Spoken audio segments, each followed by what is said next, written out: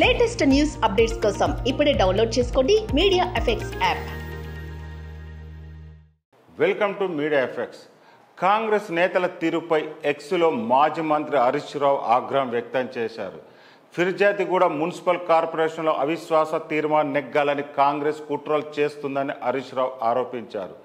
BRS mayor Jakka వెంకటరెడ్డితో పాటు కార్పొరేటర్లను kidnap చేయడానికి ప్రయత్నిస్తున్నారని ఆరోపించారు. ఔటర్ రింగ్ రోడ్డుపై 20 కార్లతో మేయర్ కార్పొరేటర్లను వెంబడిస్తూ భయభ్రాంతులకు గురి చేస్తున్నారని అన్నారు. బీఆర్ఎస్ కార్పొరేటర్పై జరుగుతున్న ఈ దాడిని బీఆర్ఎస్ పార్టీ తరఫున తీవ్రంగా ఖండిస్తున్నామని తెలిపారు.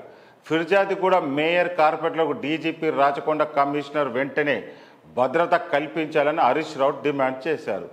కాంగ్రెస్ నేతలు దాడులకు పాల్పడితే చూస్తూ ఊరుకునేది లేదన్నారు. ఫిర్యాదిగూడ మున్సిపల్ కార్పొరేషన్లో అవిశ్వాసం హైడ్రామా నెలకొంది. ఎలాగైనా అవిశ్వాసం నెగ్గాలని కాంగ్రెస్ పార్టీ చూస్తుందని బీఆర్ఎస్ అంటుంది. కాంగ్రెస్ పార్టీకి తలొగ్గడంతో దాడి చేసేందుకు ఆ పార్టీ నేతలు ప్రయత్నిస్తున్నారని బీఆర్ఎస్ నేతలు ఆరోపిస్తున్నారు.